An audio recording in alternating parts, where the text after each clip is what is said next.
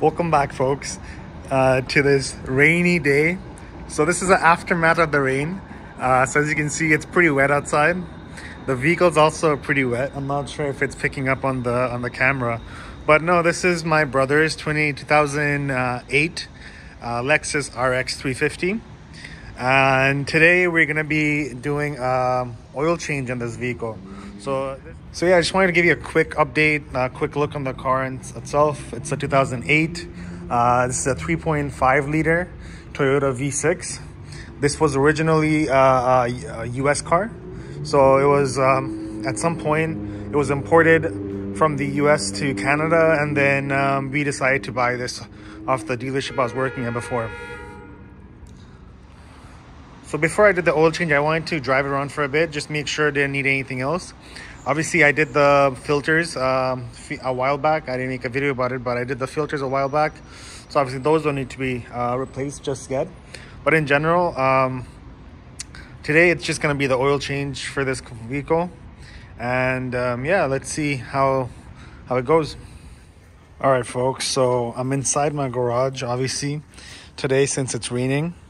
So I have the setup, I have the oil change set up inside. I have a couple of ramps for the car to go over, and then I'll show you how this. So obviously I have some cardboard underneath, so obviously there isn't any spill. I have a drain pan, something to drain the oil into, and then I have in terms of what I need for the oil change for this specific car, again, this is a 2008 Lexus RX350 with the 3.5 Toyota V6.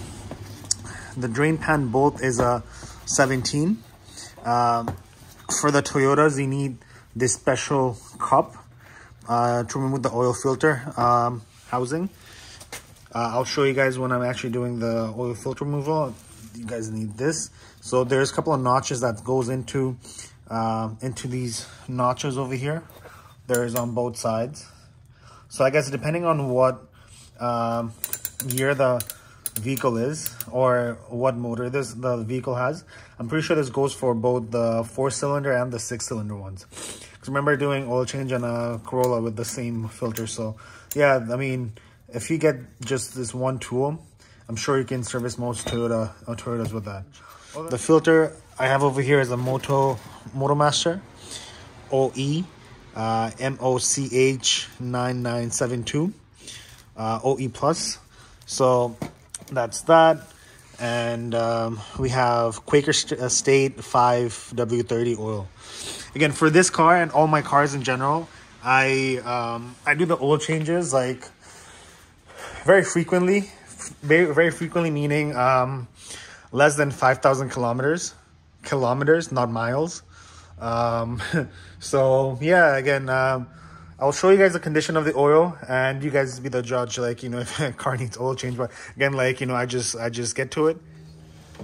So we have the oil dipstick right over here. We have the oil fill cap right over here. So before the oil change, I usually remove the oil cap and just put it aside. And we'll give a quick look and check how the oil in the car is. Let me just wipe that and put it back in. Yeah, there we go. The oil is pretty clean. Oil was to the full mark. Well, the full mark is obviously the first dot over there. The low mark is the bottom dot. So yeah, let's put it back in, and we'll start with the oil change. So I forgot this car needed a 10 millimeter socket to remove the cover for the oil filter. So this is the two 10 millimeters for the cover for the oil filter. Let's see if I can get out of the hand. And here's obviously the drain plug.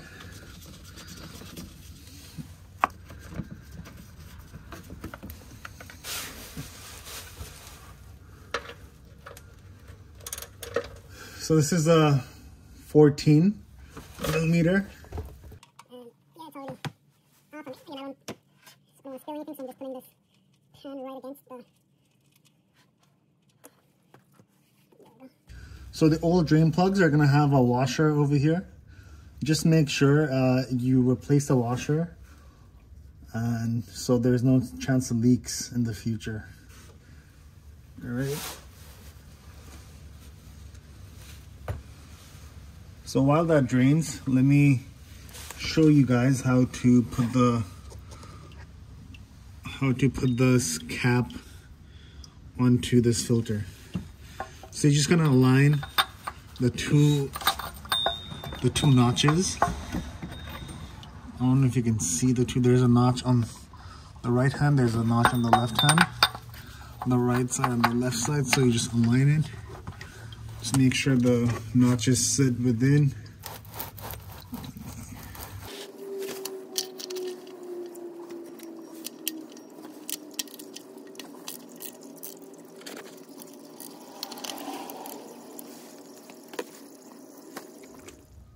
Yeah, I just removed the old washer off here, and this was the old washer.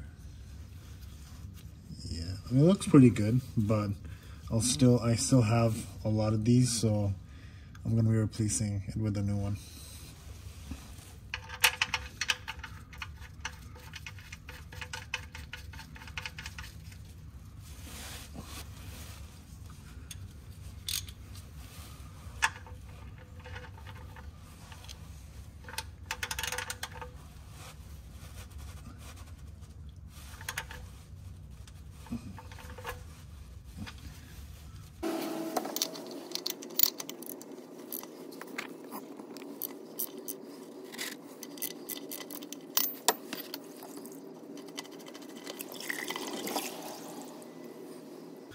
So to remove the filter from this filter housing, you just pull it up, and yeah, I'm just gonna put it on this used rag so it doesn't get dirty.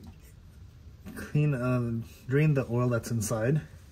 So one thing that you guys also gotta remember for these kind of filters is they have a gasket over here. So every time you do an oil change for these, especially canister like cup filters that screw on, you gotta replace this gasket over here, right? And the gaskets always, most times, I haven't seen a time when they haven't been supplied, but most times when you buy the filter, these gaskets are supplied. So let me just pry it out and then put in a new gasket. So every time I replace filters, I just like to do a comparison between the new one and old one, like just for size and stuff like that. I'm not sure if this is coming along. So yeah, just for size and whatnot. So yeah, the holes match up, and the size of the filter length and width wise also matches up. So yeah, so in order to put this on, obviously you slide it back on. And it would also be a good idea to prime the oil filter. So I mean, put some oil inside it. So when you start the car, it's not gonna be a dry start inside the oil filter, right? So that's that. I'm gonna do that before I screw on the filter. And obviously I'm gonna put on the new gasket.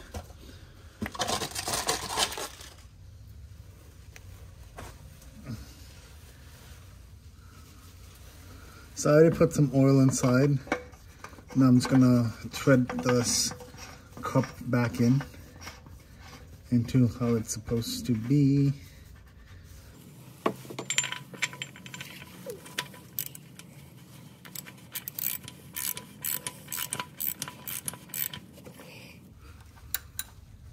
So I'm tightening it until it seats on its position. So again, don't need to over tighten it. Just when you feel like it has sat properly in its position, you can. That's how far you need to go. So I'm just gonna double check everything one more time, and then I'm gonna go for filling the engine up.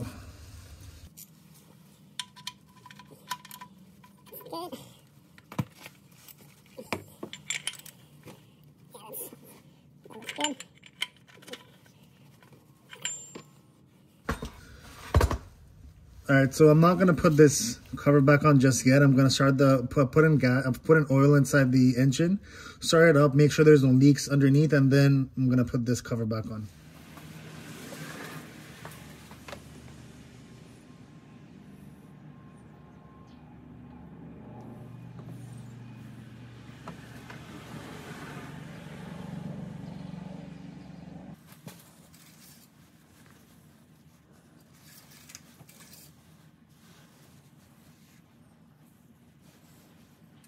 It's pretty full, right up to.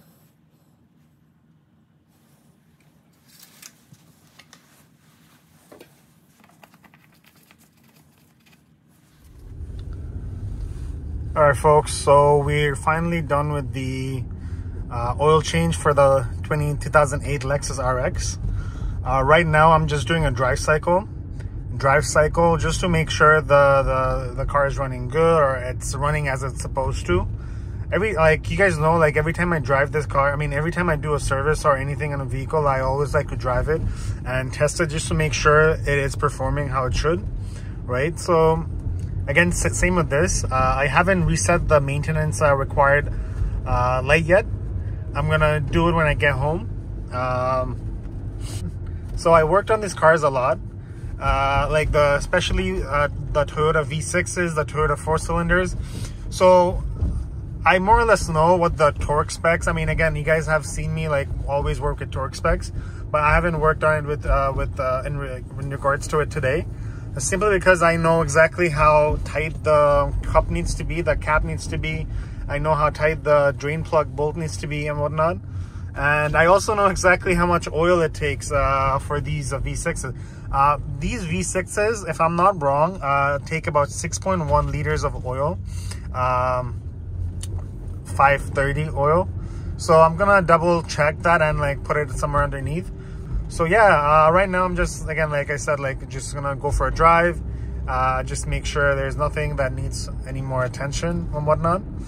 And then once I get back, I'll just make sure everything is good on when I get back. So yeah, drove around for a bit now, put a few kilometers on the dash. Everything looks and appears to be fine. It's driving as it should. Other than that, yeah, I'm just gonna be ending the video right over here. If you guys think I missed anything, let me know. And yeah, we'll catch you on the next one. Easy.